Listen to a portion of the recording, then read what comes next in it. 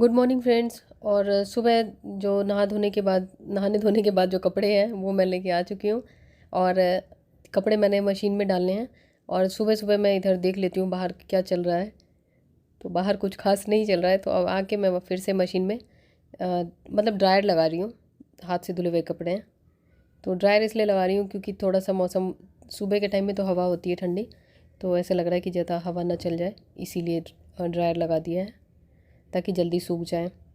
और उसके बाद मैं पहुंच चुकी हूँ छत पे। तो अभी वैसे सनराइज़ का टाइम हो चुका है, लेकिन यहाँ पे मतलब जैसे कई बार ऐसा होता है ना कि सनराइज़ लेट से दिखता है, मतलब सन लेट से दिखता है, राइज़ तो पहले ही हो जाता है। तो जल चढ़ाने के बाद थोड़ी देर मैं छत पे रुकूँगी क्योंकि छत का मौसम बहुत ही अच्छा है और बिल्कुल हवा चल रही है। सुबह के टाइम मतलब जितना ही अच्छा लगता है उतना ही दोपहर पे मज़ा आ जाता है। धूप में एकदम ऐसे लगता है कि धूप में जलने लग जाते हैं। तो खैर अभी हवा होती है अच्छी खासी। तो अभी 6 भी नहीं बजे हैं, तो इसलिए इतनी अच्छी हवा है। और जैसे ही तेज़ धूप होएगी उसके बाद सारी हवा गायब हो जाएगी, हवा होते हुए भी हवा नहीं दिखती है। तो खैर आज मुझे ज़्यादा काम है तो मैं जल्दी जल्दी भी नीचे जाऊंगी। और अब नीचे जा रही हूँ और सारी साफ़ सफाई हो चुकी है मेरी तीनों फ्लोर की। तो अब नीचे जा रही हूँ। नीचे बालकनी वगैरह में देखती हूँ कि पानी डाला है कि नहीं, नहीं डाला होगा तो डाल दूँगी। अब मैं किचन में आ चुकी हूँ। किचन में आके पहले मैं खीर बनाना है मुझे, तो खीर मैं पहले चढ़ा देती हूँ। उसके बाद फिर कुछ ब्रेकफास्ट वगैरह का करूँगी और फिर आगे का जो खाना बनाने का प्रोसेस है वो शुरू करूँगी। और यश ने मुझे बोला था कि आज थाली बनाओ। एक्चुअली वो भी कुछ दिन पहले एक मारवाड़ी रेस्टोरेंट में गया था, तो वहाँ उसको थाली बहुत अच्छी लगी, तो उसने कहा उसी टाइप का कुछ बनाओ। तो मैंने कहा चलो ठीक है बना दूँगी। तो मैं थोड़ी सी तैयारी कर लेती हूँ क्योंकि इसमें टाइम ज़्यादा लग जाता है। तो मैं देखती हूँ जितना मेरे से बन पाएगा उतना बनाऊँगी। क्योंकि सब्ज़ी काटने के लिए मैंने कमल जी को बोला तो उन्होंने मना कर दिया। उन्होंने कहा कि मेरे पास अभी टाइम नहीं है। तो जिस दिन काम होता है उस दिन उनके पास टाइम नहीं होता है। और जबकि आज संडे है तो संडे को तो मतलब टाइम होता ही है। आज तो कहीं जाना भी नहीं है, फिर भी उनके पास टाइम नहीं है। तो खैर आज मैं खुद ही कर लूँगी। तो ये खीर के लिए काट रही हूँ, तो थोड़े से उसमें खीर में बनते समय डालूँगी और बाद में डालूँगी थोड़े से। तो अब मैंने चावल डाल दिया है और बस अब खीर जब तक पकेगा तब तक मैं देखती हूँ। सब्ज़ी वाले का वेट कर रही हूँ क्योंकि जैसे मटर वगैरह मुझे ख़रीदना था, तो मटर वगैरह था नहीं, तो मैंने सोचा कि सब्ज़ी वाला आ जाएगा तो फिर ले लूँगी। और एक आध और सब्ज़ी लेनी थी, लेकिन आज सुबह से एक भी सब्ज़ी वाले की आवाज़ नहीं आई है। और दिन तो ऐसा लगता है कि रात से ही चिल्लाना शुरू हो जाते हैं। और खीर में मैं थोड़ी सी नारियल ग्रेट करके डाल रही हूँ, इससे उसका टेस्ट और अच्छा बढ़ जाता है। तो ये नारियल थोड़ा ज़्यादा भी डाल सकते हैं, कम भी, लेकिन मैं थोड़ा ही डाल रही हूँ, बहुत ज़्यादा नहीं डाल रही हूँ। और जब बन जाएगी तो इसमें एसेंस डालूँगी। तो खैर अभी तो इसमें टाइम है। ब्रेकफास्ट में आज मैं सलाद खाऊंगी और ये लोग म्यूसली। तो अभी मैं देखती हूँ सब्ज़ी वाला आया तो ठीक है, नहीं तो मैं अभी सब्ज़ी लेने जाऊँगी। और खीर मेरी बनने वाली है, तब तक यश को बोल दूँगी देखने। सुबह से सब्ज़ी वाले का वेट कर रही थी, अभी तक कोई नहीं आया। जिस दिन वेट करो ना उस दिन मतलब ये लोग कसम खा लेते हैं कि नहीं आना है। तो अब मैं जा रही हूँ सब्ज़ी लेने। और फेस पे आज मैंने कुछ नहीं किया था क्योंकि मुझे मतलब काफ़ी जल्दबाजी थी कि लेट ना हो जाए इस चक्कर में। तो पहले मैं सनस्क्रीन वगैरह लगा लेती हूँ, उसके बाद बाहर निकलूँगी क्योंकि बाहर धूप आपको दिख रही होगी कितनी तेज़ है। तो पहले मैं फेस वॉश कर लेती हूँ क्योंकि फेस मेरा ऐसे ही ऑयली सा हो रहा है। तो पहले फेस वॉश मैं यूज़ कर रही हूँ मामा अर्थ का ये राइस वाटर फेस वॉश। इसका मेन इंग्रेडिएंट है राइस वाटर और नियासिनामाइड। राइस वाटर जो है हमारी स्किन को क्लैरिफाई करता है और स्टिमुलेट करता है कोलेजन प्रोडक्शन को, जिससे कि स्किन हमारी ग्लास लाइक लगती है या बिल्कुल ही क्लियर लगने लग जाती है। दूसरा है नियासिनामाइड जो कि डेड सेल्स रिमूव करता है और ओपन पोर्स को मिनिमाइज़ करता है, जिसकी वजह से हमारी स्किन हेल्दी और इवन लगती है और हम यंग दिखते हैं। और ये जो मामा अर्थ के प्रोडक्ट्स हैं ये डर्मेटोलॉजिस्ट द्वारा टेस्टेड हैं, तो आप निश्चिंत होकर इन्हें यूज़ कर सकते हैं। और मामा अर्थ एक प्लास्टिक पॉजिटिव ब्रांड है। तो मैंने फेस वॉश कर लिया है और ये जेंटली क्लीन करता है और फेस को हाइड्रेटेड रखता है, ये नहीं कि बिल्कुल ड्राई कर दे। और मेरी स्किन मुझे काफ़ी अच्छी लगी है। इसके बाद यूज़ करने जा रही हूँ मामा अर्थ का राइस वाटर सनस्क्रीन जेल। ये SPF 50 है, जो कि अभी की जो तेज़ धूप होती है उसके लिए काफ़ी है। राइस वाटर और नियासिनामाइड है और ये UVA और B प्रोटेक्शन के साथ है। इसकी पैकिंग कुछ इस टाइप की है और ये मेड सेफ सर्टिफाइड है, मतलब निश्चिंत होकर आप लगा सकते हैं और हर टाइप की स्किन के लिए सूटेबल है ये। और इसमें इस टाइप का पंप है, तो जितना आपको क्वांटिटी रिक्वायर्ड है उतना आप निकाल सकते हैं और उसके बाद आप इसको लगा सकते हैं अपने फेस पे, नेक पे। और ये बिल्कुल ही लाइट वेट है और सबसे अच्छी बात है इसको लगाने के बाद कोई भी वाइट कास्ट नहीं छोड़ता। जैसे कि हम सनस्क्रीन वगैरह जनरली लगाते हैं तो वाइट वाइट सा होने लग जाता है गर्मी में, तो वो इसमें नहीं होगा। और बहुत ही लाइट वेट है और स्किन को मॉइस्चराइज रखता है, सबसे अच्छी बात है। और ये लगाने के बाद मेरी स्किन मुझे काफ़ी अच्छी लग रही है, क्लियर लग रही है। राइस वाटर और नियासिनामाइड स्किन को ग्लास लाइक क्लियर करते हैं और ओपन पोर्स को रिड्यूस करते हैं, जिससे कि हम यंग दिखते हैं। जैसे लोगों के लिए इससे अच्छा कुछ नहीं हो सकता कि इसके अलावा आपको कुछ अलग से लगाने की ज़रूरत नहीं पड़ेगी। और ये काफ़ी लाइट वेट फार्मूला है, और जैसे मैंने अभी लगाया है तो मुझे अलग से कोई क्रीम या कुछ और लगाने की ज़रूरत नहीं पड़ी है। और कई बार ऐसा होता है ना कि हम आलस के चक्कर में सनस्क्रीन भूल जाते हैं कि उसके ऊपर एक और क्रीम लगानी पड़ेगी, तो उस केस में आप ये लगा सकते हैं अगर आपको लगता है कि आपके पास टाइम कम है। और वैसे भी आप चाहें तो इसके साथ दूसरी क्रीम भी यूज़ कर सकते हैं। नेचुरल है और डर्मेटोलॉजिस्ट द्वारा टेस्टेड है, तो मैं इसका लिंक आपको डिस्क्रिप्शन में दे दूँगी, आप चेक कर सकते हैं। मामा अर्थ की ऐप की लिंक भी मैंने डिस्क्रिप्शन में दी है, अगर वो आप डाउनलोड करते हैं तो जो भी ऑफर्स आएंगे उनका आपको पहले ही नोटिफिकेशन मिल जाएगा, जिसका फ़ायदा उठा सकते हैं। और ये जैसे जो ये दोनों प्रोडक्ट्स मैंने आपको दिखाए ये तो मिलेंगे, उसके अलावा भी मामा अर्थ के जो भी प्रोडक्ट्स हैं आपको अमेज़ॉन, नाइका, पर्पल, फ्लिपकार्ट इन सब पे मिल जाएगा, और साथ ही मामा अर्थ की वेबसाइट पे। और अगर जैसे मेरा कूपन कोड जो आपको स्क्रीन पे दिख रहा है वो आप यूज़ करते हैं तो आपको और 20% डिस्काउंट मिल जाएगा। तो चलिए अब मैं निकल रही हूँ। और अभी तो ज़्यादातर मामा अर्थ के प्रोडक्ट्स मैंने ऑनलाइन ही देखती हूँ, ऑनलाइन ही परचेज़ करती हूँ, लेकिन कई जगहों पे मैंने देखा है इनके ऑफलाइन स्टोर्स भी हैं। तो अगर आपके एरिया में कोई ऑफलाइन स्टोर हो तो ज़रूर बताइएगा। तो चलिए अब मैं दुपट्टा ले लेती हूँ और जल्दी से सब्ज़ी वगैरह ले आती हूँ। और बाल ऐसे ही रहने नहीं, थोड़ा सा बालों को व्यवस्थित करना पड़ेगा यार। चलिए बाल थोड़े सही कर लेती हूँ।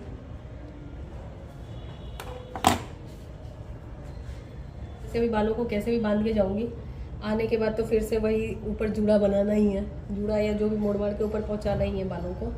देखती हूँ क्या करूँगी।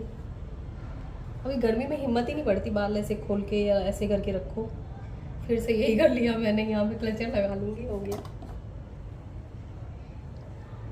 क्या ही लग रहा है जैसे मुर्गे की कलगी। तो चलिए अभी जाती हूँ यार, लेट हो रही हूँ। तो सब्ज़ी लेके मैं आ चुकी हूँ। मटर वगैरह मेन था, क्योंकि मटर का ही सबसे ज़्यादा यश को था। और इतनी तेज़ धूप थी, ऐसा लग रहा था कि भस्म हो गई हूँ धूप में, बहुत गर्मी थी धूप में। तो नीचे आके मैंने फटाफट से ब्रेकफास्ट वगैरह किया, उसके बाद मैंने ये काम शुरू कर दिया, काम पे अपने लग गई। आज देखती हूँ कि यश कितने नंबर देता है मुझे। नहीं तो कहता है मम्मा आप अच्छा खाना नहीं बनाती हो, मतलब जिस दिन अच्छा बनाती हूँ उस दिन कहता है अच्छी मम्मा हो, और फिर जैसे ही मतलब अगले दिन भूल जाता है। तो खैर खीर वगैरह मेरा बन चुका है, एसेंस डाला है मैंने अब इसमें। तो अब सब्जियों की तैयारी मैंने कर ली है, ये सब कुछ मैंने खुद ही काटा है। तो ये आलू गोभी की सब्ज़ी, और इसमें गाजर डाला है, और ये मटर और शिमला मिर्च और आलू परवल। और अब देखती हूँ और इसके अलावा क्या बना सकती हूँ। और दाल धो के रख लिया है मैंने, ये अरहर की दाल है। तो गैस अभी मुझे लग रहा है ना कि 3 वाला ही क्यों है, और ज़्यादा वाला होना चाहिए। तो बस अब खीर को बंद करने वाली हूँ गैस को। तो दूध अभी मुझे लगता है कि थोड़ा और डालना चाहिए, लेकिन कोई बात नहीं, देखती हूँ अगर कम पड़ गया, मतलब इतना ही था घर में अभी। तो ये खीर मेरा बन चुका है, तो मैंने इसको बर्तन में इधर निकाल लिया, नहीं तो ये फिर गैस के ऊपर और जब भीड़ इकट्ठी करता। तो बचे हुए जो ड्राई फ्रूट्स थे वो मैंने इसके ऊपर डाल दिए हैं। तो खीर तो मुझे ठीक ठाक सी लग रही है, अब देखती हूँ। उसके बाद अगला जो कार्यक्रम है वो है जो सूखी सब्ज़ी, और मतलब सारी ज़्यादातर सूखी बनाऊँगी क्योंकि दाल बना ही रही हूँ। और आलू गोभी की जो सब्ज़ी बनाऊँगी उसमें पहले खड़े गरम मसाले डालूँगी उसमें तड़के में। और ये जो सब्जियां हैं जो भी हैं इसमें कोई भी प्याज वगैरह भी नहीं डला है, और मतलब प्याज वगैरह नहीं डला है। और ये हल्दी डाल दिया है मैंने इसमें। जो सूखी सब्ज़ी बनाती हूँ उसमें हल्दी पहले डाल देती हूँ, नमक जब पक जाती है सब्ज़ी तब डालती हूँ ताकि चिपके ना। आप लोग कई बार पूछते हो ना कि ये कैसे बनाते हो, तो बस कुछ नहीं, इसमें नमक हल्दी डलती है जो सूखी सब्ज़ी में। और इसमें जीरा डाला है और खड़े गरम मसाले डाले हैं जो आलू गोभी की सब्ज़ी बना रही हूँ उसमें, जिससे कि टेस्ट थोड़ा अच्छा आए। वैसे ये परवल वगैरह की सब्ज़ी जो बनती है उसमें भी इस टाइप से बना सकते हैं, बहुत ही अच्छा बनता है। उसमें काले चने वगैरह डाल के भी बना सकते हैं। और थोड़ा सा हींग डाला है मैंने। और उसके बाद ये आलू गोभी, गाजर और हरी मिर्च ये डाला है। और दाल जो मैं बनाऊंगी इसमें बाद में तड़का लगाऊंगी आज, वैसे मैं पहले ही लगा देती हूँ क्योंकि जब ज़्यादा सिंपल बनानी होती है। तो आज जो जैसे जैसे यश ने बोला था मुझे वैसे ही बना रही हूँ मैं।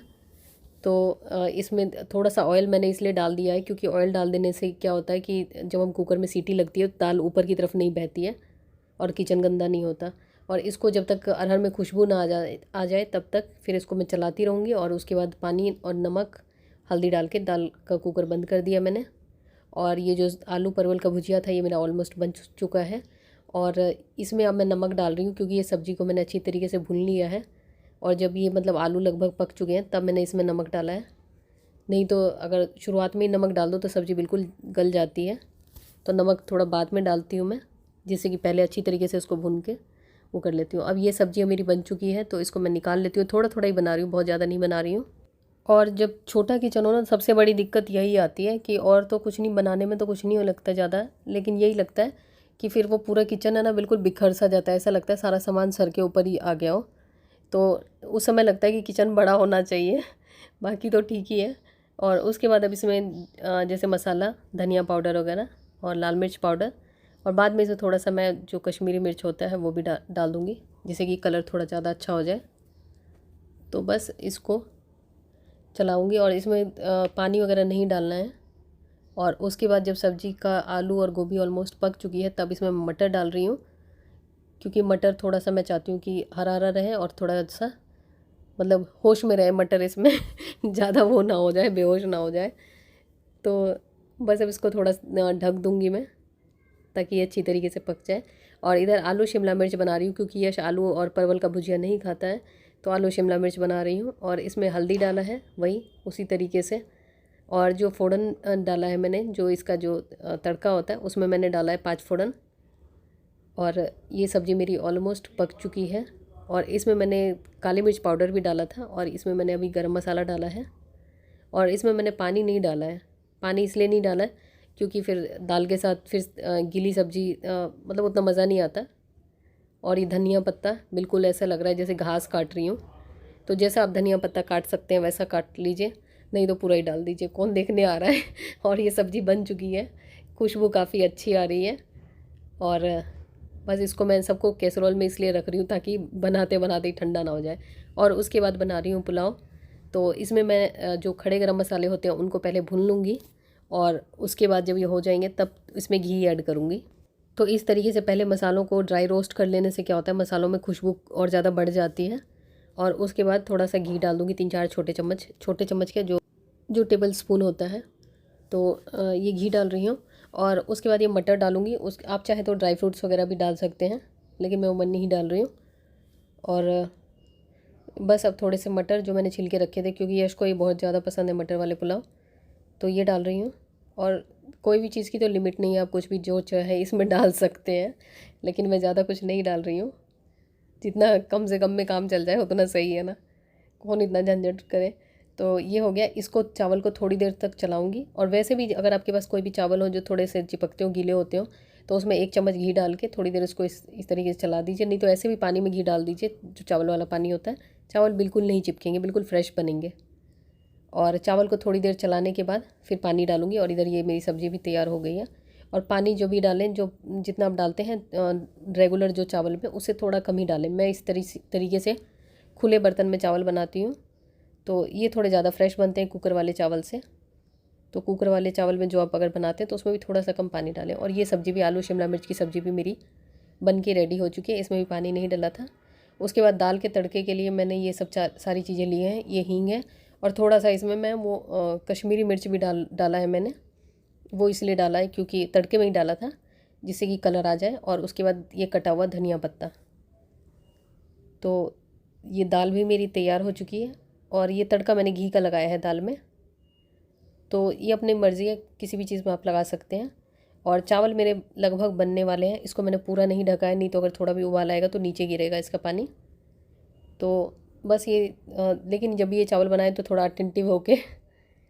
और रोटी बना रही हूँ मैं। रोटी में पतली बना रही हूँ। वैसे मैं जनरली काफ़ी मोटी रोटी बनाती हूँ, इसलिए बनाती हूँ क्योंकि अगर ये लोग गिन के खाते हैं, चाहे कितनी पतली बनाओ चाहे मोटी बनाओ, तो ये लोग जितनी खाते हैं उतनी खाते हैं। तो मैं सोचती हूँ मोटी बनाती हूँ, कम से कम थोड़ा ज़्यादा खा लेंगे, इसीलिए बनाती हूँ मैं मोटी।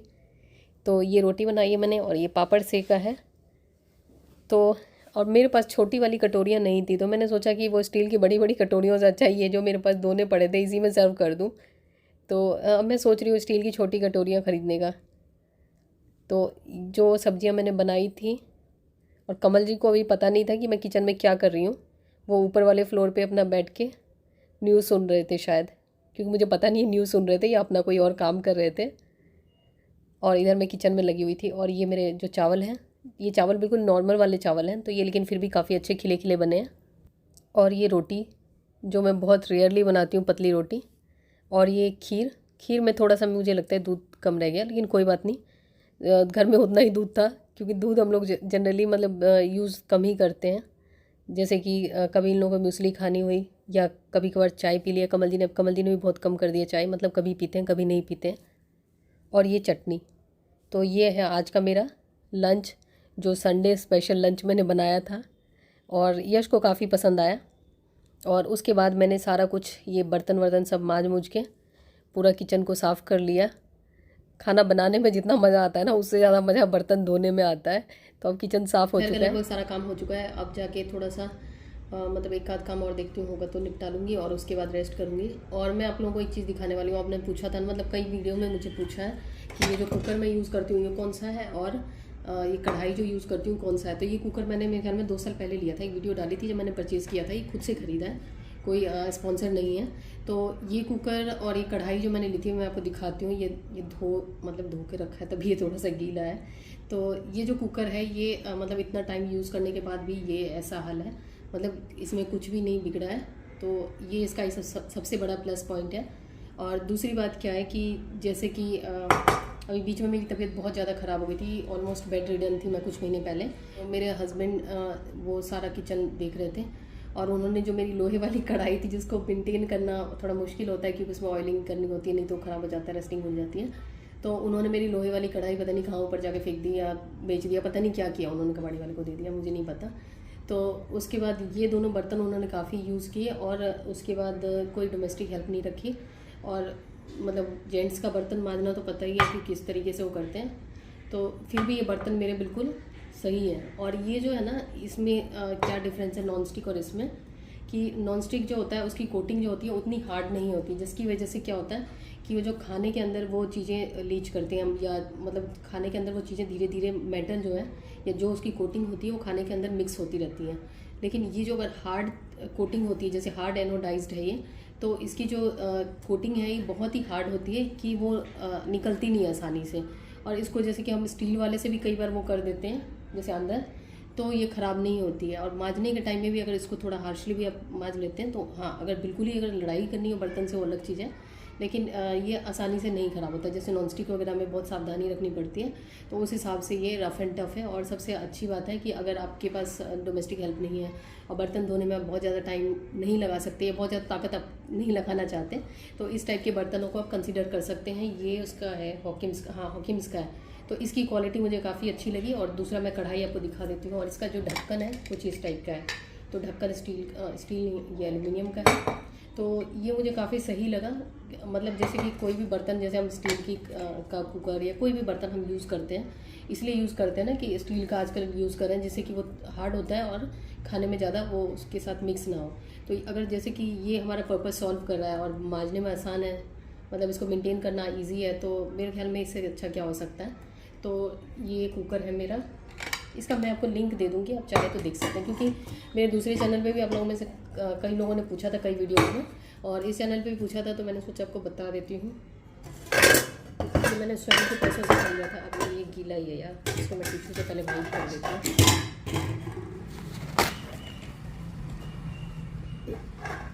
अच्छा है ये ब्रांड का रिव्यू नहीं है, नहीं तो ब्रांड कहता ही हमारे प्रोडक्ट का ना सत्यानाश कर रही है, बर्तन मांज के लेके आई है और गीला इसको दिखा रही है। तो खैर ये खुद से ख़रीदा हुआ है अपने पैसों से, और खुद का ही मतलब अपना पर्सनल रिव्यू है। तो ये है कढ़ाई मेरी। तो ये कढ़ाई मतलब अभी मैंने पोंछा है, गीला था। तो ये कढ़ाई आप देख सकते हो कि इसको अगर जेंट्स ने हैंडल किया हो कुछ टाइम और उसके बाद ये इस कंडीशन में हो, तो ये मुझे बहुत सही लग रहा है, इससे अच्छा कुछ नहीं हो सकता। और बैक साइड पे भी ये ऐसा है, जबकि कमल जी जो हैं वो पापड़ जब छानते हैं तो छानते समय पूरा इधर इधर इधर इधर गिराते हैं, लेकिन फिर भी ये इस स्थिति में है। तो इससे अच्छा कुछ नहीं हो सकता। और ख़ास करके अगर आपके छोटे बच्चों हो घर में, क्योंकि छोटे बच्चे के साथ बहुत ज़्यादा हम बर्तनों में जोर नहीं लगा सकते, क्योंकि उतनी देर में बच्चा पता नहीं क्या क्या कर लेगा। तो कम टाइम में कम मेहनत में इससे अच्छा कुछ नहीं हो सकता। इसमें ये भी है कि आपको डोमेस्टिक हेल्प की ज़रूरत नहीं पड़ेगी, मतलब अलग से बर्तन रगड़ने के लिए नहीं ज़रूरत पड़ेगी, आराम से आप धो सकते हैं। और ये मतलब सही है, इसका ढक्कन है ये, तो ये ढक्कन वाला मैंने लिया था, बिना लिड के भी शायद आता है। तो ये कढ़ाई है, तो मैं आपको लिंक दे दूँगी, मुझे इसका आइडिया नहीं कितने लीटर का है क्योंकि मैंने उस समय लिया था। ये भी हॉकिंस का ही है। तो हॉकिंस की क्वालिटी मैंने देखा है कि और दूसरे ब्रांड के भी मेरे पास है, तो मतलब और ब्रांड्स की कंपेरेटिवली हॉकिंस की क्वालिटी मुझे काफ़ी अच्छी लगी। और दूसरे ब्रांड के हैं लेकिन मैं उनका नाम इसलिए नहीं मेंशन कर रही हूँ, नहीं तो कहेंगे हमारी बुराई कर दी, लेकिन इसकी क्वालिटी मुझे ज़्यादा अच्छी लगी। तो इन दोनों का लिंक आपको दे दूँगी। तो चलिए मैं इसको किचन में वापस से इसके गंतव्य तक पहुँचा देती हूँ। और ये साड़ी मेरी पड़ी हुई थी, तो ये मैंने पहनी थी उसमें वट सावित्री में। तो इसको मुझे ड्राई क्लीन कराना है, तो इसको मैं फ़ोल्ड करके रख देती हूँ क्योंकि इन सब का एक झंझट हो जाता है कि एक बार पहनो तो ड्राई क्लीन कराना होता है।